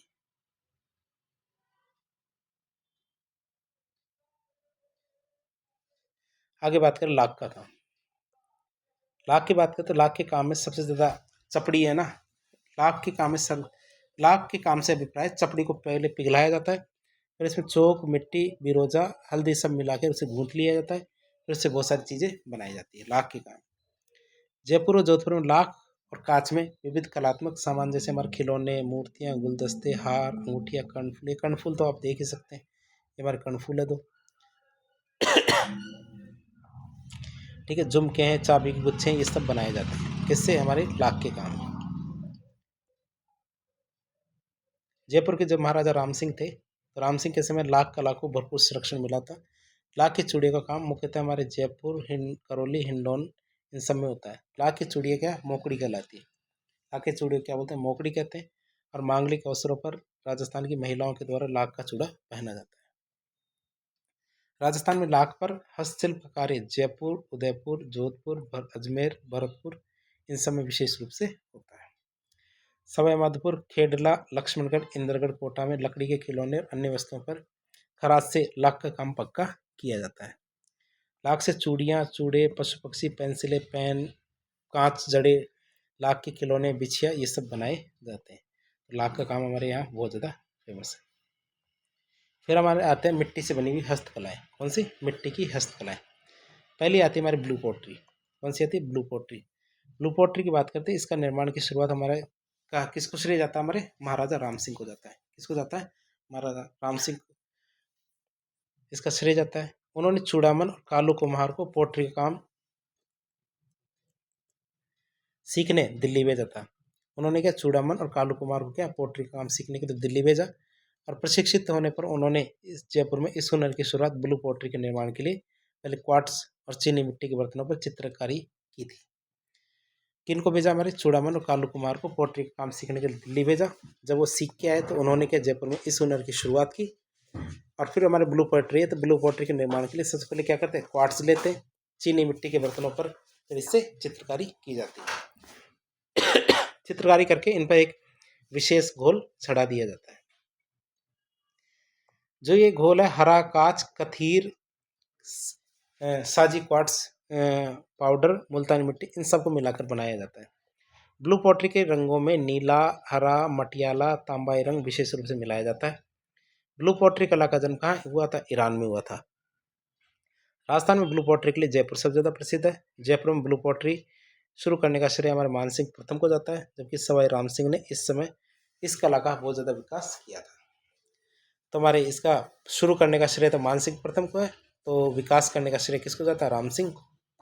अलवर में डबल कट की जो पॉटरी है उसको कागजी पॉटरी कहते हैं। डबल कट की जो पॉटरी हमारे कहाँ चलती है? अलवर में, उसे कहते हैं कागजी पॉटरी।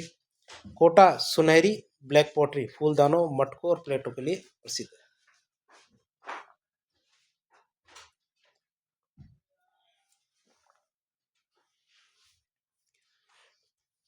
कोटा क्या है? हमारे सुनहरी ब्लैक पॉटरी फूलदानों, मटकों और प्लेटों के लिए बहुत ज़्यादा प्रसिद्ध है।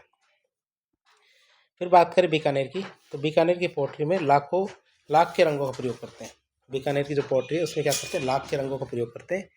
जयपुर के कृपाल सिंह शेखावत इसके सिद्धहस्त कलाकार थे। किसके? हमारे ब्लू पॉटरी के। अब इस कला में उनके योगदान के लिए 1974 में उनको पद्मश्री, 1980 में कलाविद सम्मान से सम्मानित किया गया। फिर आती है हमारे टेराकोटा। टेराकोटा की बात करें तो पक्की मिट्टी का उपयोग करके मूर्तियां, बर्तन, खिलौने आदि बनाने की कला को क्या बोलते हैं? टेराकोटा। पक्की मिट्टी का उपयोग करके मूर्तियां, बर्तन, खिलौने बनाने की कला है, उसको क्या बोलते हैं? टेराकोटा कहा जाता है। नाथद्वारा के पास स्थित जो मल्लला गांव है, इस कला का प्रमुख केंद्र बना हुआ है। इस गांव के जो मोहनलाल कुमावत है, इनको इस चीज़ के लिए पद्मश्री भी मिल चुका है। उनको क्या है? इस चीज़ के लिए पद्मश्री मिला हुआ है। आगे बात करें, इस प्रकार जो जालोर के हरजी गांव है, वहाँ पे कुम्हार मामा के घोड़े बनाए जाते हैं। कुम्हार क्या करते हैं? मामा जी के घोड़े बनाते हैं। तो मामा की बात करें, मामा कुम्हार का नाम नहीं है, तो वो मामा देव है। मामा देव किसे कहते हैं? हमारे बारिश के देवता को मामा देव कहते हैं। तो उसके घोड़े बहुत ज़्यादा बनते हैं कहाँ पे, जालौर के हरजी गांव में। तो आप मामादेव के घोड़े आप चित्र में भी देख सकते हैं। जब मोलेला और हरजी है, दोनों स्थानों पर कुम्हार मिट्टी में गधे की लीद मिला देते थे, फिर उससे मूर्तियाँ बनाते हैं, फिर उन्हें ताप करके पकाते हैं। ठीक है, तो आप समझते हैं मोलेला और हरजी गांव में क्या करते हैं, सबसे पहले कुम्हार मिट्टी को लेते हैं, फिर उसमें गधे की लीद मिला देते हैं, फिर उससे मूर्तियाँ बनाते हैं, फिर उन्हें ताप करके पकाते हैं। गधे की लीद मिलाने से कलाकृतियों में क्या है, दरार नहीं आती है। जो कलाकृति है वो साफ सुथरी रहती है और उनमें किसी प्रकार की दरार नहीं आती। तो मिट्टी के खिलौने, गुलदस्ते, गमले, पशु आकृतियों का पशु पक्षियों की जो कलाकृतियाँ हैं, इनके काम के लिए नागौर जिले का बनरुआवता गांव बहुत ज़्यादा प्रसिद्ध है। फिर आती है कागजी टेराकोटा। अलवर में मिट्टी की बिल्कुल बारीक और परतदार कलात्मक वस्तुएं बनाई जाती है, जिन्हें क्या बोलते हैं, कागजी टेराकोटा कहते हैं। कहाँ पे, अलवर में मिट्टी की क्या बिल्कुल बारीक और परतदार कलात्मक वस्तुएं बनाई जाती है, जिसे क्या बोलते हैं, कागजी टेराकोटा। तो कागजी टेराकोटा कहाँ की प्रसिद्ध, हमारे अलवर की। मूर्तिकला की बात करें, राजस्थान में मूर्तिकला से जुड़ा हुआ इतिहास की बात करें तो राजस्थान में व्यवस्थित ढंग से मूर्तिकला का विकास मौर्य काल में शुरू हो गया था। डूंगरपुर संग्रहालय में हमारे गुप्तोत्तर काल की मूर्तियां बहुत ज़्यादा मिलती है। कहाँ पे, डूंगरपुर संग्रहालय में। जो 11वीं से 12वीं शताब्दी में परमार वंश की राजधानी रही बांसवाड़ा का अर्थुणा मूर्तियों का प्रमुख केंद्र रहा है। आभानेरी दौसा में गुप्तकालीन मूर्तियां बहुत ज़्यादा मिलती है। भरतपुर मूर्तिकला के आरंभिक विकास का केंद्र भी रहा है। भरतपुर क्या रहा है, मूर्तिकला के आरंभिक विकास का केंद्र रहा है। बात करें सन 1933 की, तो सन 1933 में भरतपुर के नोह में जाख बाबा या यक्ष प्रतिमा की विशाल मूर्ति मिली है। हमारे माध्यमिक का चित्तौड़ और मूर्तिकला का उन्नत केंद्र रहा था। माध्यमिक का क्या है, चित्तौड़गढ़ के अंदर पड़ता है, और ये क्या रहा है, हमारी मूर्तिकला का उन्नत केंद्र रहा है।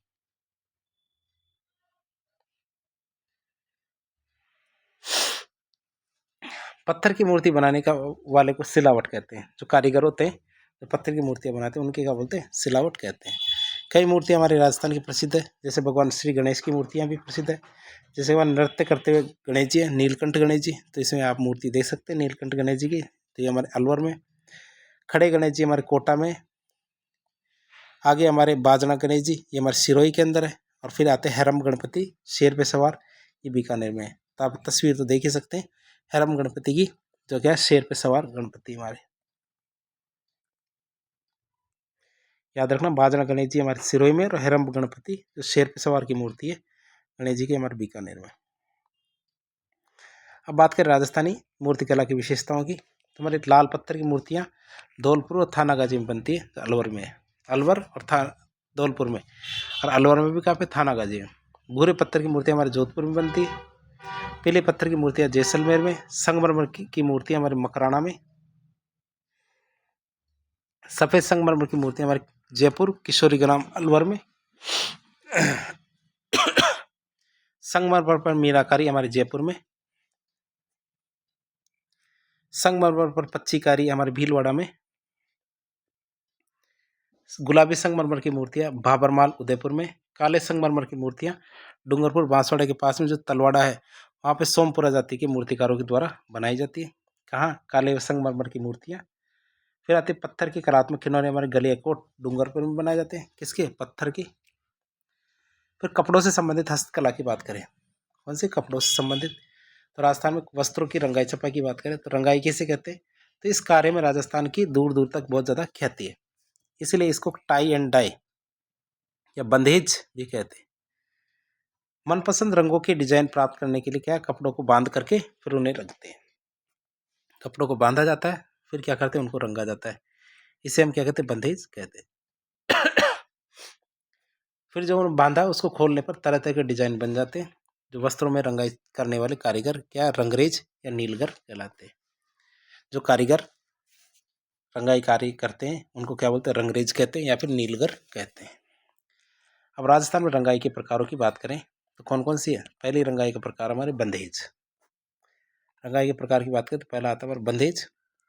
तो जोधपुर और जयपुर का बंधेज बहुत ज़्यादा प्रसिद्ध है। महिलाएं क्या करती है, इस रंगाई की साड़ी और ओढ़नी पहनती है, जबकि पुरुषों के द्वारा इस रंगाई के साफे बांधे जाते हैं।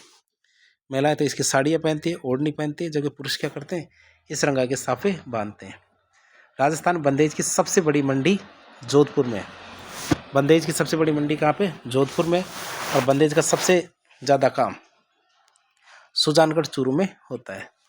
हाँ, होता है, सुजानगढ़ चूरू में होता है। बंदेज काम के लिए जोधपुर के कारीगर तैयब खान को पद्मश्री मिला हुआ है। और बंदेज की साड़ी मैं आपको दिखा देता हूँ। ये हमारी बंदेज की साड़ी है, इसको टाई एंड डाई कहते हैं।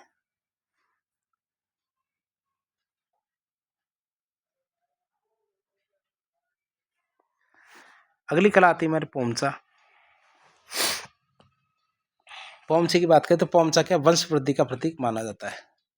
ये पीले रंग का होता है। बच्चे के जन्म पे जो जच्चा होती है अर्थात नवजात की माँ, उनके लिए पीहर पक्ष की ओर से क्या पोमचा लाया जाता है। जयपुर का पोमचा बहुत ज़्यादा फेमस है। पाटोदा का लुगड़ा, लक्ष्मण सीकर के जो लक्ष्मणगढ़ है और झुंझुनू का मुकुंदगढ़ है, यहाँ का बहुत ज़्यादा प्रसिद्ध है। क्या? पाटोदा का लुगड़ा। चीड़ का पोमचा हाड़ौती में बहुत ज़्यादा फेमस है। कौन सा? चीड़ का पोमचा क्या है? हाड़ौती में बहुत ज़्यादा फेमस है। फिर बात करें लहरी की, तो राजस्थान में सावन महीने में स्त्रियों के द्वारा पहना जाने वाली ओढ़नी या साड़ी को हम क्या बोलते हैं? लहरिया कहते हैं। कौन से महीने में? सावन के महीने में। फोहनीदार, पचलड़, खत, पाटली, जालदार, पल्लू, नगीना, ये सब क्या लहरी के प्रकार होते हैं। लहरी के कौन कौन से प्रकार है? फोनीदार, पचलड़, खत, पाटली, जालदार, पल्लू, नगीना, ये सब हमारे लहरी के प्रकार है। समुद्र लहरिया, कौन सा? समुद्र लहरिया, लहर लहरिया, जिसमें समदर लहार भी कहते हैं, ये सब ज़्यादा प्रसिद्ध हुआ। पुरुषों के द्वारा इस रंगाई के साफे बांधे जाते हैं, जैसे हमारा मोटड़ा है, ये हमारे जोधपुर का बहुत ज़्यादा प्रसिद्ध है। तो हम लहरी को दिखा देते हैं आपको।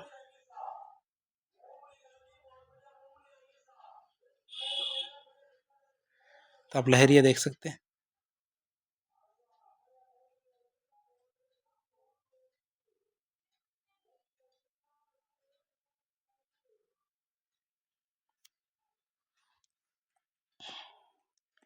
छपाई की बात करें तो कपड़ों पर परंपरागत तरीके से हाथ से छपाई को ब्लॉक प्रिंटिंग कहते हैं। जैसे कि हाथ से छपाई कर रहे हैं, इस प्रिंटिंग के लिए बालोतरा, बाड़मेर, बगरू, सांगानेर, अकोला, इन गांवों के जो छिपे हैं ये बहुत ज़्यादा प्रसिद्ध हैं। सांगानेर के छिपे को नामदेव छिपे कहते हैं। नामदेवी छिपे किसे कहते हैं? हमारे सांगानेर के छिपों को कहते हैं। तो छपाई की प्रकार की बात करें, छपाई के प्रकार की बात करें, कौन कौन सी छपाइयाँ हैं? छपाई के प्रकार में सबसे पहले आता है दाबू प्रिंट। चित्तौड़गढ़ जिले का जो अकोला गांव है दाबू प्रिंट के लिए बहुत ज़्यादा प्रसिद्ध है। यहाँ की प्राकृतिक परिस्थितियाँ इस रंगाई छपाई के बहुत ज़्यादा अनुकूल है।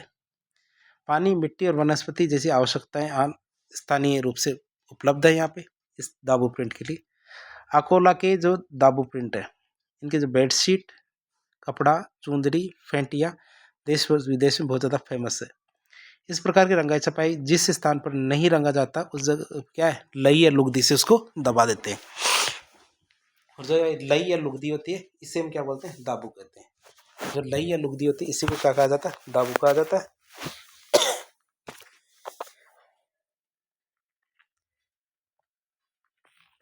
हाथ की छपाई में काम आने वाली लकड़ी, क्या? हाथ की छपाई में काम आने वाली लकड़ी का छापा बटकाड़े कहलाता है, जिसका निर्माण क्या खरादी के द्वारा किया जाता है। जो अर्थात जो ये बटकड़े तैयार करते उनको खरादिया कहते हैं। अब बात करें दाबू की, तो मोम का दाबू अर्थात जो बीधन होता है जिससे जो कपड़े को दबाया जाता है, तो मोम का दाबू हमारे सवाई माधोपुर का फेमस है। कहाँ का? सवाई माधोपुर का फेमस है।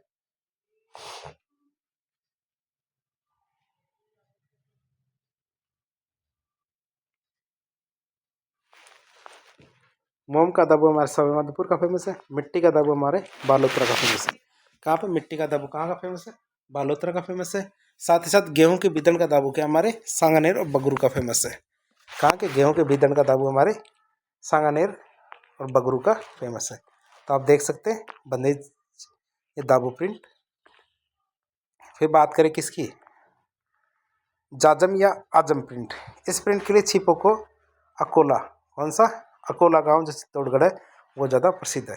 छिपों का अकोला गांव बहुत ज़्यादा प्रसिद्ध है। कहाँ का? चित्तौड़गढ़ का।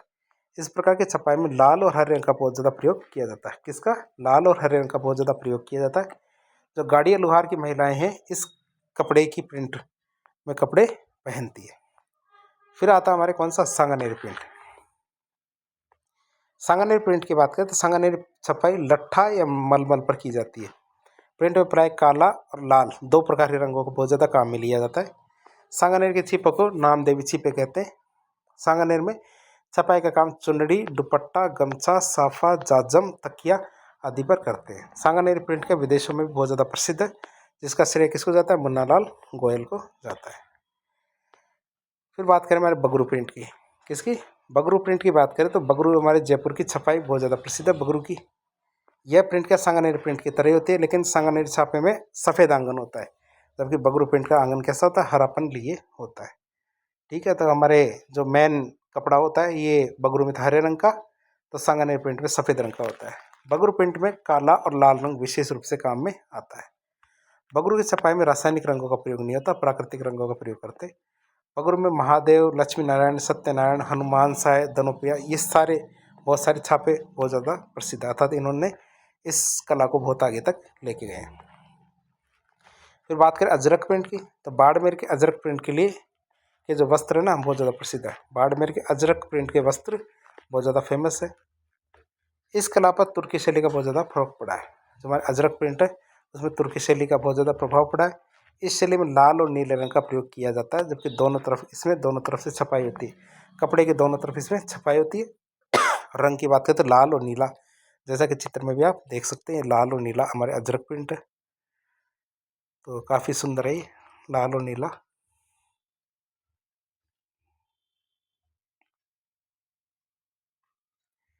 फिर बात करें जो खत्री जनजाति है, क्या हमारी खत्री जनजाति इस कार्य को करने के लिए बहुत ज़्यादा फेमस है। फिर बात करें अगली मलीर प्रिंट। मलीर प्रिंट की बात करें तो मलीर प्रिंट बाड़मेर की प्रसिद्ध है। इस प्रिंट में कत्थई और काले रंग का प्रयोग करते हैं, जिसमें टिन सेल छपाई प्रसिद्ध का कार्य बहुत ज़्यादा प्रसिद्ध हुआ है। कौन सा? टिन सेल छपाई का काम बहुत ज़्यादा प्रसिद्ध हुआ है। अब राजस्थान की बात करें तो राजस्थान में और भी बहुत सारी छपाइयाँ हैं, वो कौन कौन सी है जो फेमस हुई है? चित्तौड़, कोटा, किशनगढ़ की रूपली छपाई, आड़ भीलवाड़ा की चुनरी भात की छपाई, मारोट और कुचामन की सुनहरी छपाई, लाडनू नागौर की लाडनू छपाई, भीलवाड़ा की भोडल अब्रक की छपाई, तो ये बहुत ज़्यादा फेमस हुई है। फिर बात करें जालोर और मारोट की टुकड़ी की छपाई, जयपुर और उदयपुर की कटड़ी की छपाई, तो बहुत सारी छपाइयाँ हैं, ये बहुत ज़्यादा फेमस हुई है। फिर हमारे कपड़े की बुनाई की बात करते हैं। अगली कला आती है हमारे कपड़े की बुनाई। तो कपड़े की बुनाई में आता है सबसे पहला हमारा क्या? मंसूरिया साड़ी। अब कोटा से क्या 15 किलोमीटर दूर, कोटा से 15 किलोमीटर दूर कैथून गांव के जो बुनकर है उनके द्वारा सूती धागे के साथ रेशमी धागे और जरी इन दोनों का प्रयोग करके चौकोर बुनाई की जाती है, जिसे मंसूरिया या कोटा डोरिया कपड़ा कहते हैं। तो इसमें देख ले, कोटा से 15 किलोमीटर दूर क्या है? कैथून गांव है। वहाँ के जो बुनकर है वो सूती धागा तो काम में लेते हैं, साथ ही साथ रेशमी धागा और जरी का प्रयोग करके चौकोर बुनाई करके मंसूरिया साड़ी या कोटा डोरिया साड़ी बनाते हैं। असली कोटा डोरिया साड़ी की पहचान क्या है? वर्गों के आधार पर की जाती है। असली कोटा डोरिया साड़ी की पहचान वर्गों की संख्या से की जाती है। इसे अनेक रंगों और आकर्षक डिजाइनों से बनाया जाता है। बुनाई का काम क्या? बुनकर अपने घर में खड्डी लगाकर करते हैं।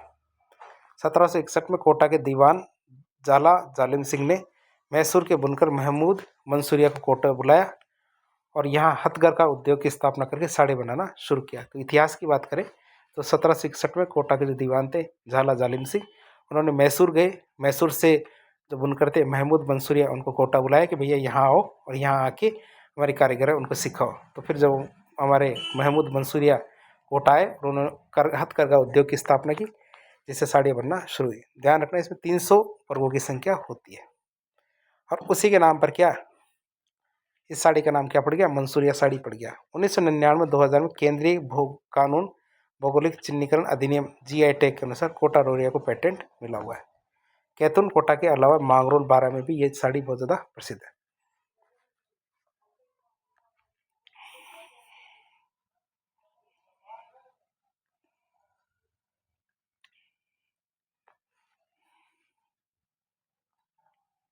हमारी अगली कला आती है गलीचे और दरिया।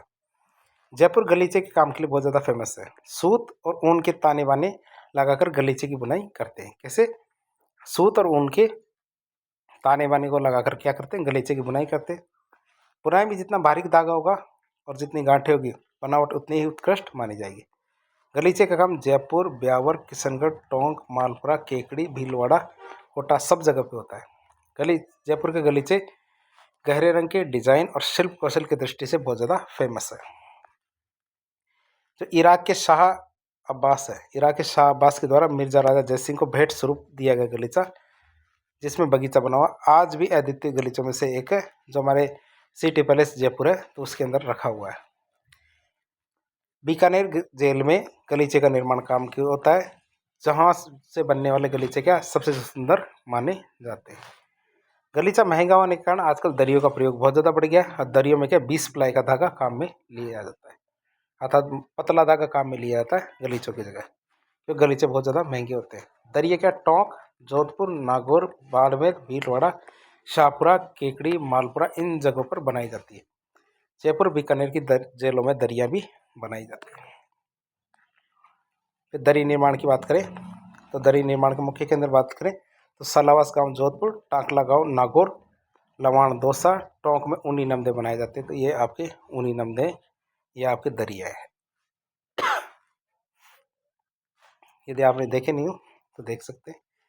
इसके अलावा बात करें तो राजस्थान की बहुत सारी कौन कौन सी बुनाई है, जैसे ऊनी कंबल ईरान एवं जो भारतीय पद्धति की जो कालीन जयपुर, बाड़मेर, बीकानेर, जोधपुर, अजमेर इन सब की प्रसिद्ध है। वियना और फारसी गलीचे हमारे बीकानेर में प्रसिद्ध है, जैसे हमारे नमदे, टोंक और बीकानेर की प्रसिद्ध है।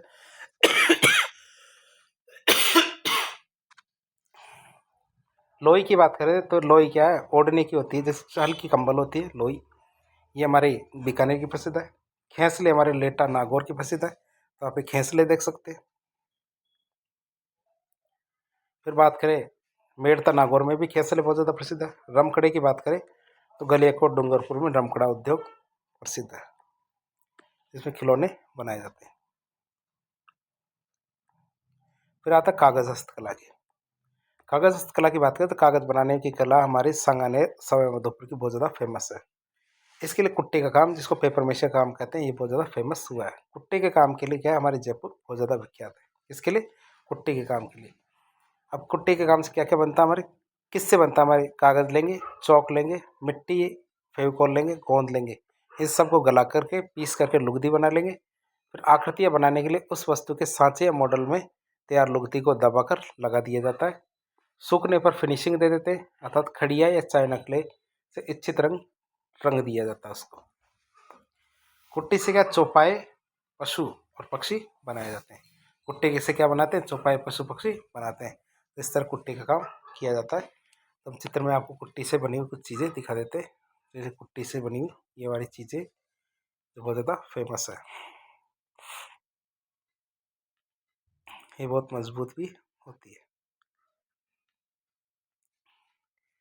आगे बात करें महाराजा राम सिंह के शासनकाल में 1835 से 1880 ईस्वी में जयपुर में कुट्टे का काम बहुत ज़्यादा फेमस रहा था। फिर बात करें चमड़ा हस्तशिल्प की। चमड़ा हस्तशिल्प की बात करें तो चमड़े का कलात्मक सामान राजस्थान की प्रमुख विशेषता रही है, और यहाँ की कलात्मक मोजड़ियाँ, जूतियाँ, पर्स, बेल्ट, आसन, बीकानेर के ऊँट की खाल से बनाए जाने वाले सजावटी सामान बहुत ज़्यादा फेमस हुए। बात करें इसकी तो यह मुख्य रूप से जोधपुर, उदयपुर, जयपुर, अजमेर, बाड़मेर इन स्थानों पर बनाए जाते। नागरी और मोजड़ियाँ जयपुर, जोधपुर की बहुत ज़्यादा फेमस है। दूल्हा दुल्हन की जूतियाँ होती है उसको क्या कहते हैं, बिनोटा कहते हैं। जो दूल्हा दुल्हन की जूतियाँ होती है इसे बिनोटा कहते हैं। कशीदा वाली जूतियाँ हमारे भीनमाल जालोर की बहुत ज़्यादा प्रसिद्ध है, जो हमारी कशीदाकारी जूतियाँ हैं। नदबई तहसील भरतपुर की भी जूतियों के लिए बहुत ज़्यादा फेमस है। बड़ की बात करें नागौर में बनने वाली कशीदा युक्त जूतियों की एक परियोजना हमारे यूएनडीपी, संयुक्त राष्ट्र संघ का यूएनडीपी के सहयोग से चलाई जा रही। कहाँ पे, बड़ नागौर में। फिर हम बात करें काष्ठ कला, लकड़ी का हस्तकला की। राजस्थान में खाती या सुथार जाति के लोग लकड़ी के कार्य में बहुत ज़्यादा निपुण होते हैं।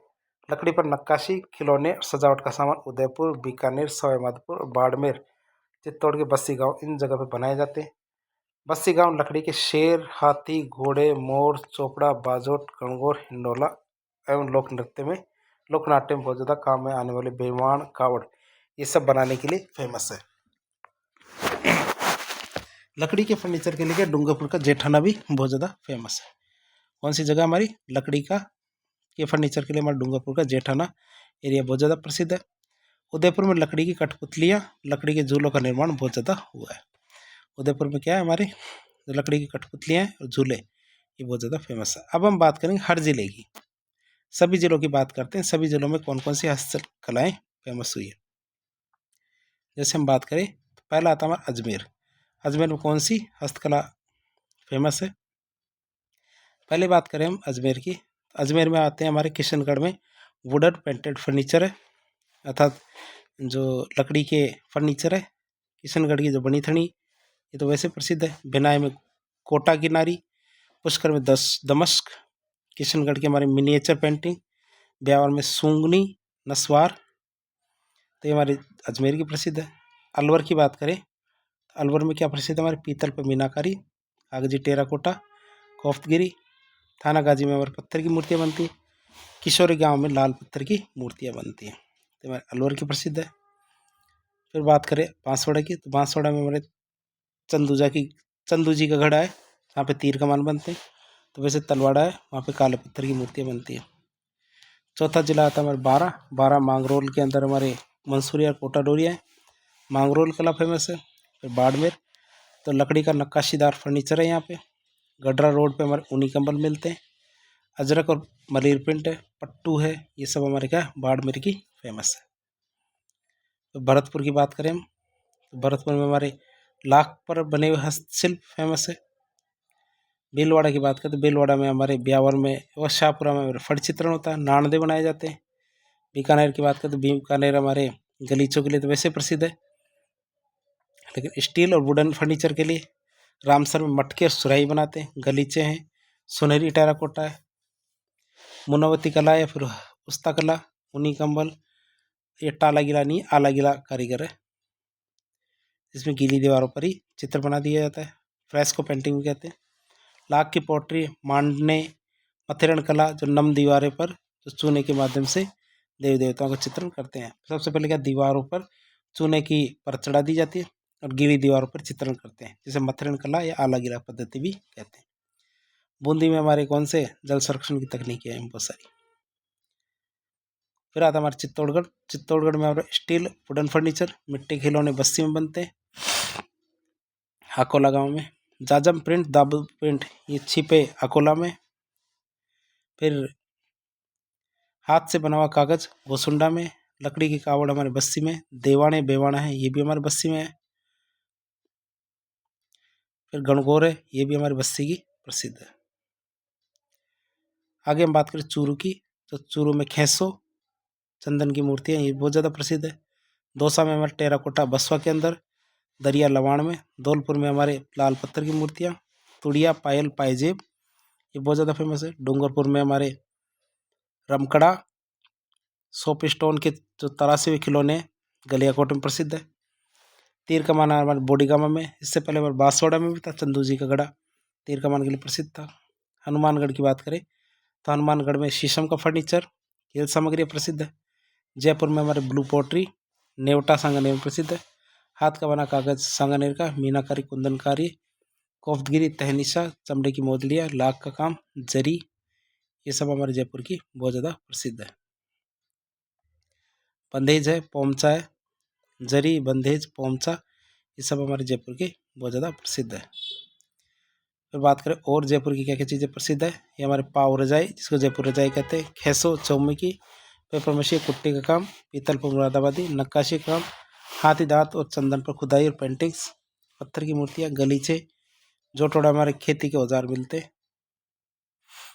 फिर हमारे मिनिएचर पेंटिंग है, लहरिया पोमचा, छपाई जैसे बगरू और सांगानेर की, मुरादाबादी काम, ये सब जयपुर के प्रसिद्ध है। जैसलमेर में लकड़ी और कपड़े के घोड़े रामदेवरम मिलते हैं। ऊनी बर्डी, पट्टू और लोई, ये हमारे जैसलमेर के प्रसिद्ध है। ऊनी कंबल, ये भी हमारे जैसलमेर के प्रसिद्ध है। कपड़ों पर मिरर कार्य भी किया जाता है, तो ये भी हमारे जैसलमेर में प्रसिद्ध है। फिर जालोर की बात करें तो हमारे सूती खेसले, जिनको लेट्टा भी कहते हैं, ये हमारे जालोर की प्रसिद्ध है। बीन वाली जूतियाँ, नगाड़े, मोदियाँ, ये हमारी जालोर की प्रसिद्ध है। झालावाड़ में कुछ खास नहीं है, जाल रपाटन को घंटियों का शहर कहते हैं। झुंझुनू की बात करें पेचवर्क और चटापट्टी का कार्य और झुंझुनू में।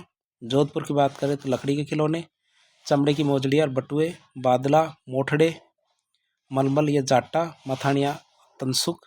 ये तनसुक ऊपर का वस्त्र होता है कपड़े का।